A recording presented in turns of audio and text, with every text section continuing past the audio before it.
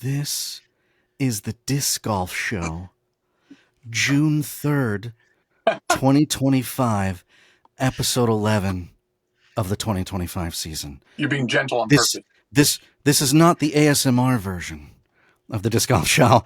This is me being very careful because it's the third time we've tried to record this, and the software that's normally perfect, that we were singing high praises, decided to do some weird stuff. So third time's the charm. It's third time's the charm. I was going to keep their name out of it, but yeah. Down with Riverside. Actually, it's fine. It's fine. It's fine. We just had to refresh a couple of times. My name is Justin. With me today are these two blokes. I'm Nick. That's me. Hey, I'm Kenny. Okay. Like, pause for a second. What is my name? All right. Today, and along with all of the other shows, hopefully for the foreseeable future, are brought to you in part by Final Nine Sports, with their two locations, one in Orangevale, one in Rocklin. They're our local pro shop. You should stop in, support them, and if you can't, support your own local pro shop. That's the message. Shop local, support local if you can. But let's say you can't. Let's say that hot new disc that just came out, your local shop doesn't have. And they're not going to get it anytime soon. Well, you got to go online. Where should you go?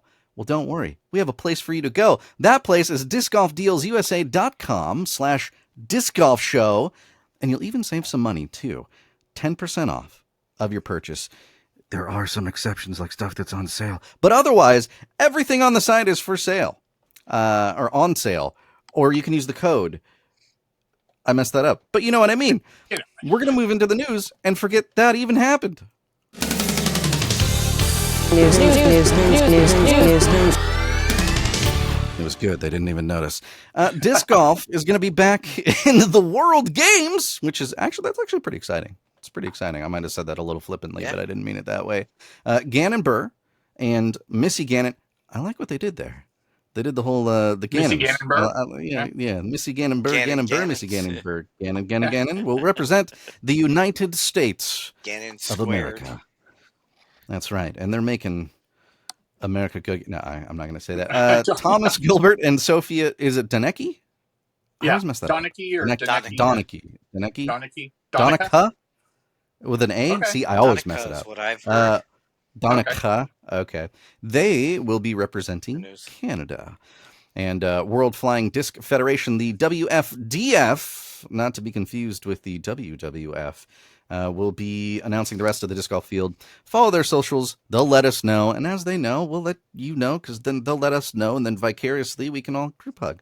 But point is, disc golf back in the World Games, which is actually pretty exciting. I'm glad to see that.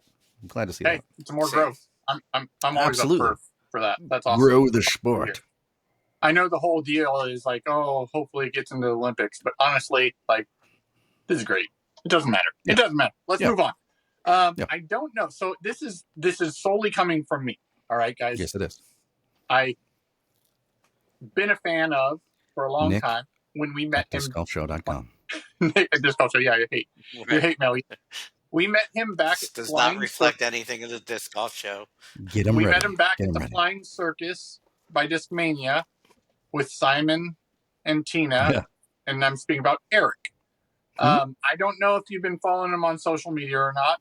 I know he's had, and he's admitted fully that he's had issues with, anger issues on the course while playing tournaments and stuff. But some of his social media posts to me have become a little, and hey, you know what? If it's working for him, great. But to me, they've become a little bit strange from what his previous stuff has been. I hope that whatever it is that he's transitioning in his life, dealing with stress or anxiety and stuff like that, and trying to mentally be in the right place when he plays in tournaments and stuff like that, and be more controlled on the course. I hope that goes well for him. I think from my perspective, I don't think it's necessarily that maybe he's going through anything. I mean, maybe. I don't know. I don't know him. But from what I can see from his social media stuff, it's a lot about being being positive and being in a good Yeah. headspace. And he's going through a journey of getting healthy and losing a whole bunch of weight, and I saw that recently. really Yeah, kind of, kudos to you him. know, He's done great. with that. absolutely. And I think that's kind of where his focus of his social media is kind of going, because really the brand around, you know, his social media and most people's social media is them, right? As a disc golfer, Yeah. it's about him, and he's kind of showing that side and spreading that message of like positivity and giving updates on, you know, how he's doing on his journey. And I like it. I don't think Yeah, it's necessarily weird or anything, but I think it is a shift. You're right, of his Yeah, content. that's a And I better don't word know for it. necessarily. Yeah. I don't know if he's necessarily going through anything, but I think he's just shifting into a more positive kind of space, headspace, yes, and body space too, and it's awesome. You Keep know it what up. I think it is? I think Love it's it. I'm not used to seeing this type of content, the vulnerability side of it with a lot of Yeah. players. And I think that's, again, Sure. weird, strange. That's probably the wrong word for it. Thank you for bringing that up. It's the shift. It's the shift from, I feel like almost directly from last year to this year. So seeing that shift was kind of like a shock just to me personally. Ultimately, I like Eric. He was super cool when we met him back in the day. Always seems to be, at least in his social media stuff, positive. Like I said, I think the things that I'm referring to as like dealing with was like him addressing his problems on the course and during tournaments that he's admitted to himself. So I think whatever he's doing is working for him. More power to him. I just think that if you just go support him in his this journey that he's going through, and reflection and all that For stuff. sure. But on that note too is, and I don't think this is related in any way specifically to him, but along with Tina, I think is going through a lot of stuff because she recently sold whale sacks. So there's new ownership there. And they're changing their focus on, I think, for each of them, what's important to them currently in their lives. So more power to them. I hope everything goes well for both of them. Yeah. I mean, it was a single owned. She, literally built it from the ground up by handcrafting each one of them. And then after a while, she did subsidize some of the whale sacks, actually the making of them. And Erica Stinchcombe actually was one of her employees who made whale sacks. I think her grandmother was also involved in making some of them, but they were still all handmade and things like that. And that's got to be, I think she's hit a decade of owning whale sacks. Yeah, she's been around a long time. So it definitely takes a toll on running. That's a long time to be a sole proprietor. Yeah, for sure. So. And then moving on from that, Paul McBeth Foundation is doing another project. They announced something, Project 5.2 with Ukraine. Seems like it's going to be the same thing that he's done before. Set up a course, have small little play with the pro kind of thing, and usually does a pro-am tournament then with the course or something like that. So, definitely support the Paul McBeth Foundation if you can, and check out the videos that they do for it. It's its own little separate YouTube video, separate from his Paul McBeth video. But, again, follow him on social media, or that foundation on social medias, and check that out if you can. Well, they also have, you can support it by going on their website, paulmcbethfoundation.com, and you can become like a supporter where you're supporting these projects that they do. So even for like $5 a month or something like that, any little bit helps. But yeah, go check them out for sure. It is awesome as always. Love to see it, and I'm glad he started it up because there's been a lot of courses that have gone in a lot of really cool places. Oh yeah. PDGA Global Board of Directors. That's a thing, and we're going to start voting on that there soon. Check out their website. We're going to leave a link to it down in the show notes below so you can check it out as well. And they have a really good link in there too to get to know the 5 different candidates that are up for the board of directors. So check that out. You can also check out how to vote and all that kind of good stuff on that same link too. So check it out. Pretty cool. Yeah, if you ever have issues with how things are going from the PDGA, this is how you make those changes. So there you go. It's by voting. We've mentioned it before. Yep, we've mentioned it before. You got to vote if you want to exactly gripe about things. Yeah. Be a member. Be a member, support, and vote. That's so right. PDGA also announced their upcoming proposed rule changes for next year. There's several. There's majors, minors, different qualifying changes or adjustments that they're making to the rules or that they're proposing to make. A couple of them that I wanted to notate on here is the time allowed. So time allowed has always been the 30-second. You have a 30 seconds from addressing your lie, right? Once you get to the lie, you get a countdown. And there's always been these issues of putting and whatnot from different players. And those players have tried to adjust their style, and some more successful than others. But now the change is going from 30 to 45. However, there's a caveat. The caveat is that tee shots, drop zone shots, and any shot within 20 meters of the basket stays at 30 seconds. But any other shots, so fairway shots, off the fairway shots, any second drives, those you're going to have allowed 45 seconds. So I don't know how much better this makes it, honestly. 15-second change for any. I think the biggest issue a lot of it has been putting for most people. I really think it has been, and Drew Gibson just came out with a video the other day about kind of like that whole thing about holding people accountable, and the 30 seconds to take a shot on that final hole is a lot different than taking a minute to take a shot, which obviously we'll talk about the Northwest Disc Golf Championship here in a little bit, but I think that is kind of more of an issue, I guess. Right? I don't know. Check out Drew Gibson's video. I think he kind of summarizes it very well. Yeah. And kind of what the deal is, right? And the accountability factor thing that comes into disc golf, and all of these changes are, I don't know, to me, for the most part, especially around this moot point, you can have the rule to be whatever it is. You just got to hold people accountable to it. And we need to do a better job of that and being consistent. Correct. Oh, absolutely. Yeah, allowing the card to make those calls too. Like they should be. They shouldn't even have to. The players should be calling themselves. Yeah. But yeah. Yeah. So another proposed rule change is, and this is, I don't know, it caught me a little bit weird just because maybe it's just the wording for me, guys. Groups shouldn't be less than 3 people.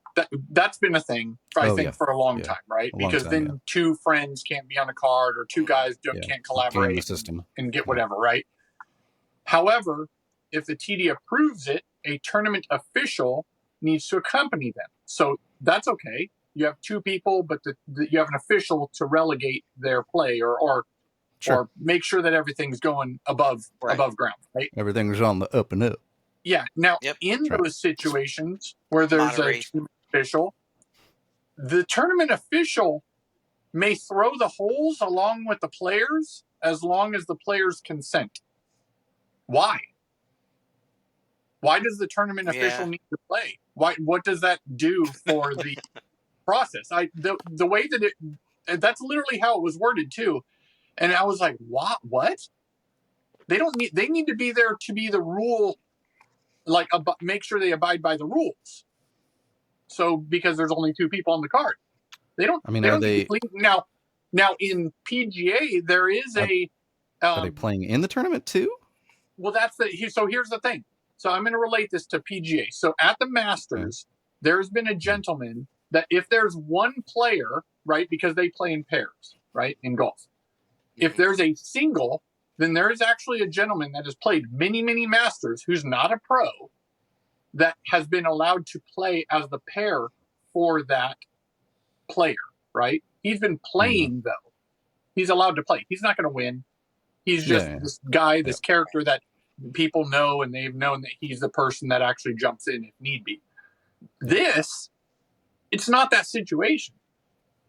You're a tournament official holding those players to be playing correctly. There's no need for you to throw. You know what I mean? Is this in certain tiers? Maybe it was only for no B and C tiers, A tiers. It didn't specify. I believe these are specifically for tour and major stuff. So like, I don't know. It was just weird that it notated that. doesn't. Like, I don't know. I just thought that was a strange thing for them to maybe put it's just in. because Maybe of that's that. why like it's yeah. Yeah, it's like you only have 2 people for some reason that are left over in this odd pairing of a group. We'll then have the TD jump in and play with them to be that third person, I guess. Well, I think the only thing that I could say, the only thing I could say is for pace of play, maybe, yeah, where it slows that card down a little bit, right? There's 3 throws instead of 2, right? Maybe. Yeah. But yeah, it was just the way it was worded. It is weird. Like, what? Right? It is weird, but I guess I could see use cases for it. I guess. Yeah. So, anyways, there's and again, a lot that's why it's a proposal. Maybe it'll get voted down, and they'll tweak it. Enough people will chime in. Yeah. So, if you want to look at any of the others, there's a bunch of them. Go to the PDGA website. Right now, it's on their main page. You can check the proposed rule changes, and then you can voice your opinion if they come up to that point. So, go check it out. Yeah, and the first big event in Europe, the Konopiste Open, happened. Konopiste, I'm not sure how to pronounce it. No surprise, I think that Kristen Lott came in first, came through the win. She won pretty handily, as again expected. I was hoping that Silva, could especially being in over in Europe, and she's won a bunch over there, maybe. Could come out of Kristen's shadow a little bit. And she did. I mean, she held her own. But Kristen's just Kristen, and she's, she just kicked butt over there. And then on the men's side, help me out with the pronunciations here. Maury Villmann or something like that? Yeah, Maury Villmann, probably. Maury. That's right. Maury. Yeah, he got the win on the MPO side. Full disclosure, I told them pre-show I didn't watch any of the men's coverage with the time zone difference and everything. I didn't watch any of the post-produced or anything like that. So, but on that note, post-produced coverage, if you do want to see any of this event, and I do recommend it because it's a beautiful course, and there's a castle on the property, Franz Ferdinand Park, I think it's called, is on mdgmedia.eu. So check out their YouTube channel. They've been around for a while. I've seen a lot of European coverage through those guys. They do a really good job. If you liked what you saw on the Disc Golf Network, one of the guys that was there on field, filling in the Nick and Brian's role, the guy, he also does commentary then for them on the post-produced coverage, and they get it out quick. They're one of those that turn it around in 24 hours. Anyway, they have that tournament, covered for you, so you can watch the tournament, post-round coverage. I do wish that Konopiste, more people went to that event this year, because we did have to drop that because not a lot of people. Well, and the issue is because it's one event over there. If they were to go over there, then they come back and they play what we'll be talking about soon. And then they go over there for one more event, come back, and then they go back over there for the majors. So, like, that's tough. Shout out to Yuli, because Yuli's doing that. Yep. Right, yeah. So, like, that's a lot of travel, man. That's a lot of travel. Yeah. That is. They take a lot out of you, too. That whole jet lag thing is real. Real. Almost as real as the Northwest Disc Golf Championship, if I could get words out of my mouth correctly. That thing happened, and the coverage was awesome of what I got to see of it. I didn't get to catch a lot of it live, but from what I saw, I don't really have any qualms with what I saw. But I know, Nick, I know you had a couple of things, so I'm going to step back. I'm going to let you old mannerisms about it, bring us up to speed with what they did wrong. Go ahead. The one main thing was during the first round. You know how, so they have their feature cards, right, for the first round, because there's no lead card, right? So they have feature cards. Yeah. During not only the first round, but every other round at events, if somebody starts lighting it up, they send a few people over to track that person, right? Right.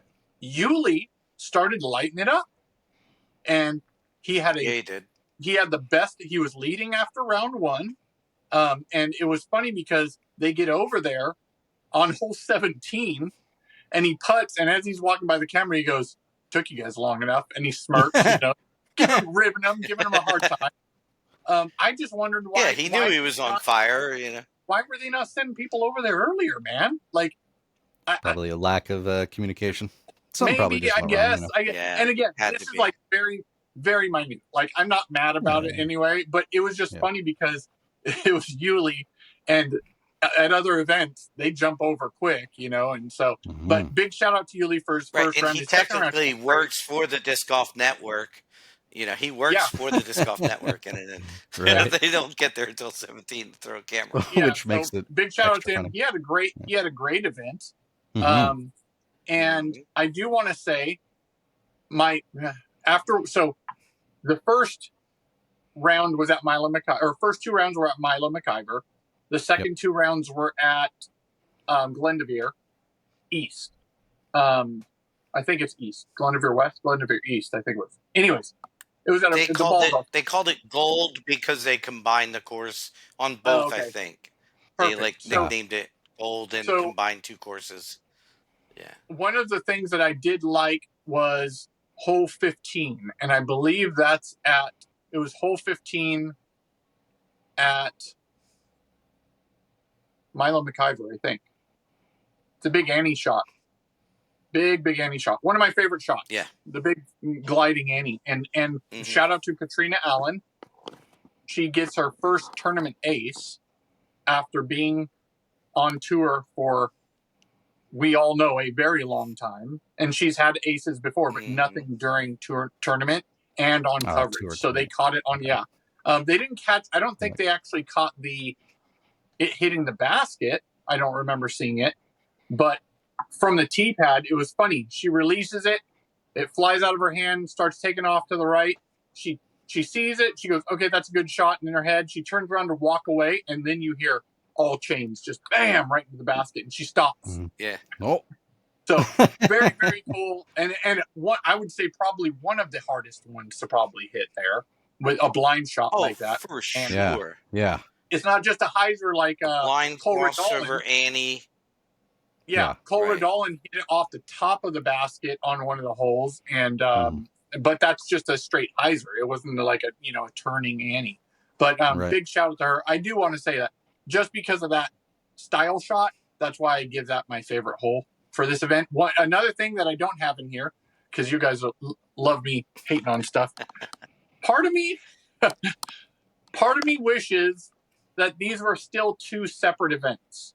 Part of me wishes that Milo McIver was still its own tournament. Yes. This becoming the Northwest Disc Golf Championship, fine, great. Like I said, I'm not going to hate on it. Just a preference for me. I would love there still to be the Portland Open and the Beaver State Fling. Beaver State Fling has been around for so long. It's so, like, I don't know. It's got this aura for it, right? Like, I don't know. Yeah. It's obviously there's logistics behind it in the tour and how they have to plan these things out. Right. But either way, great event. You had Holland holding off Missy. And guy, dude, I feel so bad for AB. Like, I personally, I found that the very last play was probably the best outcome that probably could have happened to take it away from your player and give it to mine.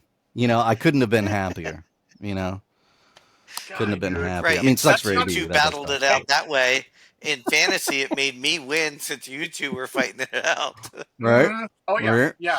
But like, I think we'll get to that. I don't know if you've seen his post. He managed it extremely well. I think much better than he has done in past defeats like that. Like, that was solely him. He said he just barely held on to it a little long.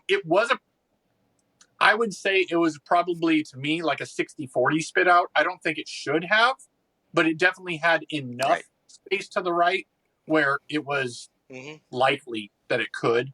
But yeah, dude, that one dude, that's got to be so tough. He had a stroke going into hole 18. He bogeys, Burr birdies, and Burr gets that win, dude. Yep. Oh, man. That's Love tough. to see it if you have Burr on your team. Yep. Yeah, that's tough. Well, before we move on to the next section, I do want to do a quick shout out to the new course that we have in Roseville. The Denial family, which is the family in which the course, the property, the park was dedicated to. We were, the news came out one day and then they had a dedication. It was really, really cool. So lucky to be a part of co-design for that course, along with our Roger and Bruce. And I just wanted to do a shout out to the city of Roseville because, yes, it took a very long time, but it's in. People are loving it now that it's mowed again. Now it's mowed again. But yeah, so hopefully, it's only been in for 3.5 months. Yep. So, but it's going strong. So one thing I did want to say is, hey, quick question to you guys. If you see a sign on the course saying that the course is closed for an event, what would your initial response be to that? Go to a different course. You would think. Bummer. Closed. You would think. Bummer. You Go would to think. another course. Yeah, some people just decide to play anyways. Just we'll read the sign and purposely ignore the sign and play instead of just being patient and waiting. It wasn't even closed. Yeah, listen, public course. It wasn't even closed. It wasn't even closed for the day. It was only closed for a few hours. Yeah. So, but anyways, that's just a personal annoyance on that. Does that shock me? Unfortunately, it happens because it literally just happened at one of my home courses back in Pennsylvania. The same thing happened. They were running a ladies' event, and this guy, for some reason, wanted to play exactly at the time that the ladies' event was going on. And he was on social media even. It's like, that's even worse. Like, don't go on social media and be like, hey, I'm going to play at those times because you asked us to go somewhere else. It's a public course. It's like, don't be that guy. Don't be that person. Just makes you not great person. I mean, why would you want to play with 100? Yeah. Why would you want to play a casual round with 150 people, 200 people, whatever it is, already on the course? Like, you're going to have to be slow down at every hole. Yeah, I guess. Just to be that person. That happened at a previous event that I volunteered at, and a gentleman came up after the last card was out. However, the issue here is that the TD of this event stated, hey, wait until they pass this hole because then we know that there's no possible cross, a disc can't fly into a oncoming card, right? Yeah. He doesn't even need to do that because they rent it for the whole event. So it could be closed all day, but he's nice enough to go, you know what? I'll let people play after a certain time if they want to try to get a quick round in on this layout. Okay. Guy apparently didn't agree with that, didn't like it, was mean mugging us because we addressed it. Like, dude, like Ken said, do not be that guy. No. Do not be that guy. I mean, if you want to act that way, then I would just be like, you know what? Sorry, can't play. Get out. Yeah, completely. Take a hike. Yeah. Take a hike. Well, you want to be that way. He ended up good. So. Good. Don't come back ever. God. I can't stand people so like frustrating. that. You know what I can stand? What's that? Conversations. My God, are you still talking? Yes, because that's what we do. Why do you have a problem with that, Hank? It's probably that guy, isn't he? Let's see. Today, we're going to talk about some stuff real quick, though, up front. If you're watching us on whatever platform or listening, do us a favor and subscribe to the show because we'd appreciate that. It really helps out. Also, if you have an opinion about what we're about to talk about, this is the segment where we'd like your feedback too. I'm going to pin this question to the comments down below on our YouTube video of it, and let us know what you think, because I always like reading what the responses are. Oh, yeah. Teepads. Are you going to old mannerism about it again? Is that why it's on here? It's on here because watching the tour, I've noticed something. Mm-hmm. And you cannot deny what I'm about to say because it happens 95% of the time. Wow. Okay. That's a high percentage. The pros seem to tee off or start their run up off the tee from off the tee pad. Okay. All the time. Yep. Right? Sure. All the time. Yep. Why can't we just make the tee pad bigger? Why can't we just make the tee pad 5 feet longer?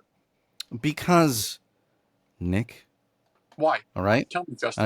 Are you sitting down for this? Are you sitting down for this? Yes. All right. Here you go. Here's why you can't make the tee pads bigger.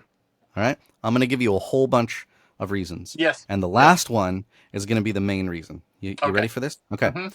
One, they'd have to spend more money on every single hole to get materials to make these things bigger. Two, you'd have less of an athletic performance inside the disc golf sport in and of itself, because then you wouldn't have to have that athletic ability to make the transition from off the tee pad to on the tee pad. And three, because we wouldn't have questions like this. Oh, okay. Okay. Okay. All right. Yeah. Three nails it. 3 nails All right. it. Yeah. I don't know. The athletic half step that they got to do to get onto the tee. I don't know. Is there some kind of regulation that the tee pad needs to be a certain size? I don't think so. I think that was like a one max of the size things that they've been working on, the PDGA. Okay. And possibly the tour, because I know, seeing as how the tour is working on baskets, right? Why not work on this? Why not? Sometimes that adjustment and that change, the pros say something about it. They comment about that. Like, you know what I mean? Like, why not just make it like currently? Let's say at the new course, right? We wanted 6x12s. They put in 5x10s. 6x12s with just being a foot wider and 2 feet longer is a significant amount of space overall. Oh, for sure. Yeah. You know, and I would say at that open tour level, you may even want to go, I don't know. I mean, I'm not saying Conrad run up, right? I'm not talking about like 20 feet long or whatnot. But maybe there he goes. 15 feet by 7, a 7x15, you know, or 7x14, something like that, where it's not. Yeah. It just takes, you know what, as unlikely as a trip may happen, it would take it out of the equation. 64x1. Yeah. So you want the Eagles Crossings tee pads to be at every disc golf pro tour event. Yeah, there you go. If you've ever seen Eagles Crossings, like their tee pads are ginormous. They're flat. They're perfect. I mean, they're just immaculate. They look great, even like on camera. Again, we always talk about filming and on camera and how things look, you know, to the outside world. Those tee pads even pop. Like it's amazing. But I agree with you, Nick. Like, it really should be. And honestly, I'm surprised with as tall as Scott Stokely was and Ken Climo, that this wasn't addressed sooner. Because obviously those two had huge run-ups just because of their sheer height. Right. And now, you know, we got AB, Gannon Buhr, you know, Conrad, that are, you know, Jeremy Colin, like these giants, like you guys mentioned in our last podcast, you're meeting them in person.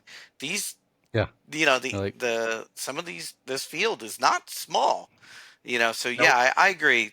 Bigger tee pads. I've even slipped off of them and had trouble transitioning on some of them, and I'm only 5'7".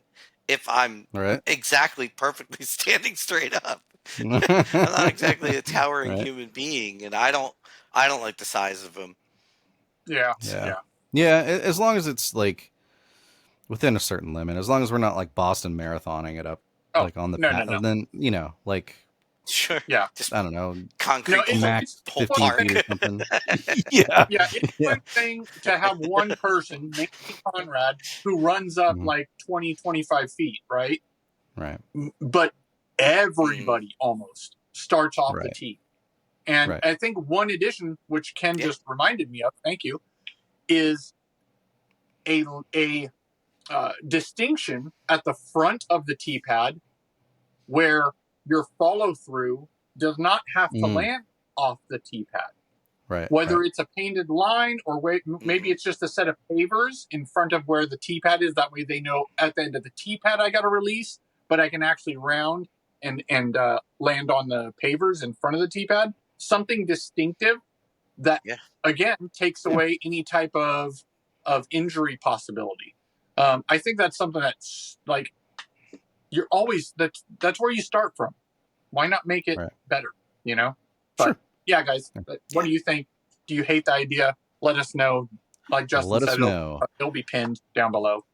In the comments below. Gear. Oh, my. And equipment. What did he find? He probably found the link to discgolfdealsusa.com/discgolfshow, and he's probably saving 10% off. I mean, that's what I would do, because that's what this segment is sponsored by today. Check it out. Save yourself some money. Let's talk about some discs that recently got approved by the PDGA, because that's exciting. Who doesn't want more gear? First off, we're going to start off with a banger. It's not called a banger, but I just wanted to say that. The Dolphin Papa by Dolphin Papa Discs. I encourage you, go check this out on PDGA's website. It is weird looking. However, it is kind of weird looking, I think, because it floats on water. I think that's kind of how they advertise it. Like, hey, if you're a beginner that's worried about your discs going in the drink, these float, so you can always get it back. So that's probably why it's shaped a little weird. I do like the stamp that's on it. It's got little dolphins and stuff. Who doesn't love a good porpoise? Am I right? I know I do. H13 Disc Golf had the Wanderlust retooled, recently approved, and it's the first for this year that they've gotten approved. Along with Elevation Disc Golf's Capybara was also the first approved for this year for Elevation Disc Golf. Nothing really else exciting about them, but at least from the stuff that you can get, the information you can get for it right now, but those have recently been approved. And then Yikun Discs, I don't know how to say that right, had the Yang Jian and the Ziya. I know I'm butchering that. Also, first approved discs, 2 discs in this month, first for the year. These companies are waiting like 6 months in to get discs approved. It's kind of crazy. I will say, though, both the stamps on these Yikun discs, really cool. Go check them out. I love the art style on this. Just on the stamp that was sent in for the disc to be approved for the PDGA is super cool. So can't wait to see those. And I need more Yikun discs, I think, because they just kind of look nice. Maybe a couple for your wall there, Ken. You can get a couple there. Approved on you should.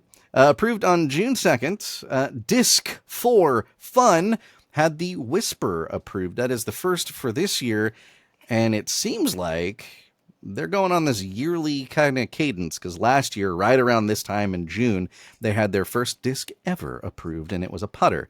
Now this one's a mid-range, the Whisper. Next year, driver? I don't know. We'll see. Infinite Discs had the Artifact recently approved. Momentum Discs AB had the Steam approved, the first of this year for them as well. And the Disc Store, Grow the Sport Pro and the Grow the Sport Elite Disc Golf Basket V2 were both approved. And it's kind of interesting. So I think it was last year, I could have the dates wrong, but last year they had the Disc Store Grow the Sport Elite Disc Golf Basket V1 approved and released, which was, I believe, a basic level basket, and now this one's a championship level or target basket. Looking at kind of the specs between both of those was interesting. There was kind of a slight increase in the basket's height and the inside diameter, a noticeable reduction in the outside diameter of the basket, and an increased width in the deflection kind of assembly, the catching area for kind of the basket area. And really that was about the only thing that was noticeable, a little bit of an increase overall in the height and the target zone kind of just all together, but not really much else to say. All the chains for inner and outer, exactly the same assembly. These little tiny changes to it takes it from that basic level to that championship level, which is kind of interesting. I do like the refinement. And I guess one could say with the different kind of increases of the target zone and, all the things that kind of go into discs coming in, deflection, that maybe you could potentially have less bounce outs as a result. But it's kind of interesting looking into all the different tweaks and stuff, especially because now we have a direct view of one iteration of the same style of basket with everything else kind of the same, except they're tweaking around with some of the parameters of target area, right? And really that's the only kind of significance to it. So I like it. I like where they're kind of going with it. And we'll see what the price point is, though, on this championship target. That'll kind of keep me interested because I can guarantee you it's probably going to be a little bit more. Just saying. Could be wrong, but it's probably going to be. Other products you should probably check out in terms of gear and stuff. Vessi Shoes. Check out our affiliate link down below. Save yourself a little bit of money. Give us a kickback to the show. Come on. You knew we were going to do it. Almost as much as you knew we were going to do this. K-E-N versus Disc golf. Extra points if you can tell me where all of those little sound bits are coming. I'll send you something in the mail directly from me if you can figure it out. Yeah, good luck with that. Hey, it's fantasy time. As we kind of alluded to earlier in the week, for us, again, our group chat, at least for the three of us, was on fire because the men's tournament really changed a lot of things in our league. Went the best way it probably could. It was yes. I mean, unless Justin still didn't win, but no. But I dethroned that champion. But yeah, but Nick and I were literally going back and forth by updates. Like as they were updating the site, you could update it, and Nick was winning by 2, I was winning by 12, and then Nick would jump me and win by 5, and I'm just it was bonkers. Yeah. I was literally and then I text refresh, messaged AB at the end and told him just shank this last one. Just shank this last one. I'll send you $50. Well, right? Yeah. I mean, $50. Nick, I congratulated you. I congratulated you thinking that you were going to win because of what was the outcome that was just laying out there in front of it. I literally said, AB has this under control, or he's something to that nature. I forget exactly how I put it, but I literally put he's been on fire and he's been in control all weekend. I absolutely put the kibosh on him, put the hex on him, whatever you want to call it. It was totally my fault. Over there stabbing the voodoo doll. You could absolutely call that spit out on me. No, did you hear me accept that victory at all? At all. Because I did not. No. You said that, and I was just like sitting by myself. It's because going, you were old and you were like you just couldn't get the message out by the time. I couldn't read the Hey, Teepads. I'm sitting there going, it's too close. It's too close. And on that hole, on hole 18 there, I was like, there's no way I'm going to be like, yeah, I got it in the bag. The likelihood was leaning my way, but it was definitely not a for sure thing. And that it was crazy too, because when you did that, like it was just after he had missed his putt and the scores still hadn't adjusted. And I'm sitting there going, oh, that's going to ding me, because I think we were only like 7 points off at that point. And I was like, that's not good, because I know that's more than that. And so literally after that, I think it was like 2 minutes later, I looked and I'm like, yeah, this is why I did not accept the victory. Yes. So, good win. And I did it. I honestly did it because I honestly thought he was going to. I wasn't throwing it out there to then be able to rub it in your face later on. Oh, no.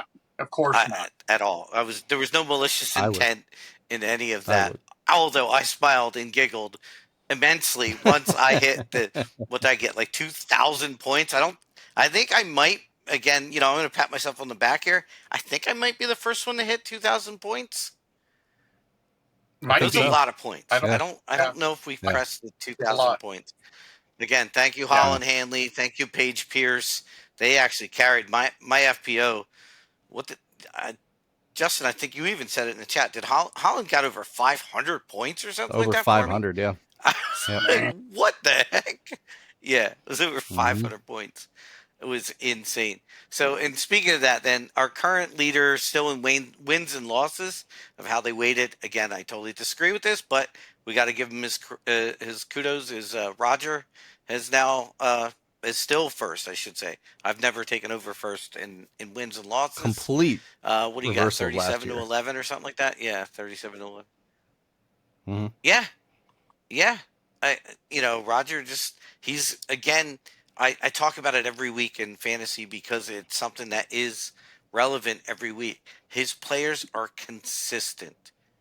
Because you two had AB and Gannon. I had Kyle Klein.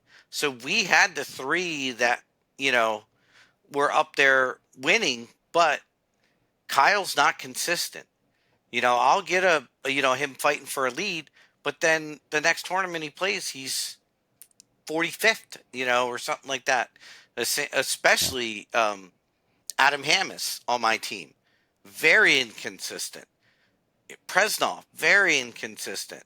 It's my FPO field that's consistent. Holland Hanley, again, winning this tournament, still not finishing out of 5th, and her overall wins are, her record is just unbelievable these last 2 years.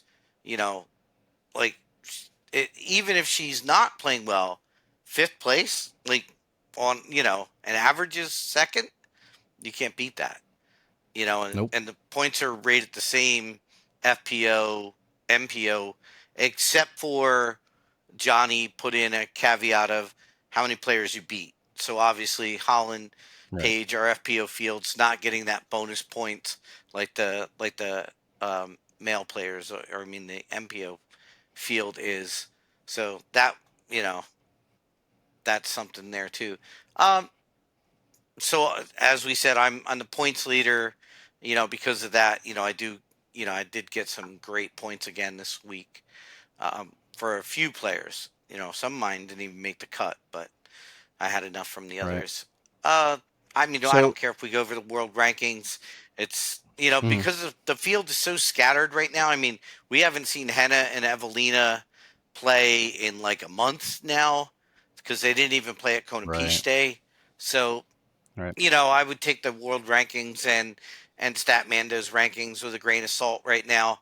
And again, there's still everything's split up. This kind of leads us into our last segment, the upcoming events. We discussed in our fantasy group that we're going to drop, the next event, that Ale, whatever, Open, like Dishcraft, over in Sweden. So again, talk to your TD or whatever you want to call them, in your fantasy leagues, and see if you guys have enough players to play in these next couple events, because it's split all over the board. I think even the Preserve coming up, it's again going to have a weekend field. Definitely still not any Europeans, I don't think, are coming over for it. I didn't look at the registration list so far, but yeah, it's rough out there right now in fantasy. You might have to dig deep if you are playing every event. And kudos to you if your league's playing every event that's out there that's posted, that Johnny and other of these, Hold My Bag, other fantasy, leagues are out there doing. And that's the other thing. We always talk Skip Ace. We think Skip Ace is awesome. But there is Hold My Bag, and they do have, prizes and things like that. They do tiered, you can do a paid league with them if your state allows it, because it is legal gambling. Right. So check with your state laws to see if you can do it. But Hold My Bag also has free entry weekly leagues, as they call it. So what they probably do is they'll give you a certain amount of points, and then you use those points up with the PDGA ratings that the players have. And then you construct your team that way weekly to play. That's another thing that it's available on Skip Base also. He does a free league, and I try to play it every week, and I'm ranked like 150th or whatever out of there. But there's a couple guys that are just mainstays. They do it every week. They're very consistent, great with their picks every week, because it's difficult. You get into some of those players that you've never heard of, you've never seen on coverage, but even if they finish 50th place, like, they're helping your fantasy team. One thing I'll mention, and again, I'll wrap it up quickly, is we still haven't had any trades. I sent out a trade offer, never heard back. I do see some free agents getting picked up here and there as injuries happen, or again, as people. But Justin, you talked about did you offer up Rebecca to anybody, or what you do? You still I held on that, to her. Like keeping her on your roster. I held on to her for one more. She's getting traded. Okay. She's getting traded because she's like you said, not consistent. On fire, not on fire, not like when she's on fire. Buku points. Mm-hmm. She's not. There's me losing to Nick of all people. You know what I mean? So I gotta set out that trade. Hey Nick, you want to trade? No, I don't. I'm the only things that I ever really do are do the free agent things. Sometimes I'll drop somebody to pick somebody up. But for the most part, I like to stick with who I pick with, and kind of just grit my teeth at the bad events, and cross my fingers for just ride it out. Yeah. Let me change my story, actually, Nick. Yeah. Let me make this. Rebecca Cox, as everybody knows, one of the premier players. You might want to give up Simon. Think about it. Oh, Think about it. I'll send you the offer. I don't think he's transferred over to FPO. So, you need to talk to him about that. We'll work it out. Yeah, we'll work it out. Yeah. We'll work it out. Okay, so who's okay? So if you were to pick, thinking not your team, get your team out of your head. Mm-hmm. Who do you think has the advantage going into the preserve in 2 weeks or a week and a half? Simon, since he redesigned the thing. Yeah, it's Simon Line is putting it on. Yeah. It's hard to put anybody else there. Burr, but Simon. But Simon. Your usual suspects in MPO for sure. But I would definitely. It would not surprise me at all if Simon was up in the lead card. Absolutely. Maybe we'll see a McBeth taking one. Is McBeth registered again? He had a good run again this event. Yeah. He had a good run, but he just did not close it out. It's like any game now. I feel it coming. You know what I mean? He's one good round away. Mm-hmm. He's one good round away at these events from winning. Like it's just a and on the FPO side, I'd say that about Paige. Again, she did fantastic this weekend, and I think her ankle is healing up. I think she's getting used to whatever is going to be there the rest of her life, but we definitely saw Paige really hit the disc hard, be very confident in all her shots.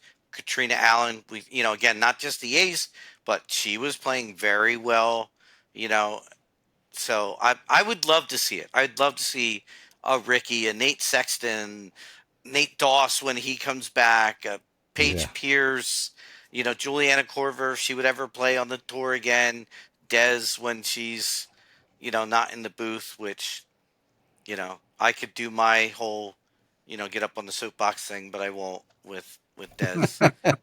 Let's just get her back on the course. That's all I'm saying. Absolutely. So. Yeah. One last event before we move on is for our friends up north. As always, the last two were the Ale Open this weekend, Preserve Championship next weekend, and then our friends up north, September 12th through 14th. Shout out to our guys up in Port Hope, Ontario, Canadian Championship, which is a DGPTQ series. So again, we're trying to help promote them, get more players going up there. So they're trying to grow it up there more. So get it in the boot for sure. You've got Incoming mail. You do have mail. Well, kind of. Product review of Disc Golf Master video game on Steam? Was that you, Nick? So I played a video because, game? Yeah, so I went and the release for the beta came out, and I had put my name on the email thing to check it out, and I finally had a little bit of time. I loaded up Steam on my computer.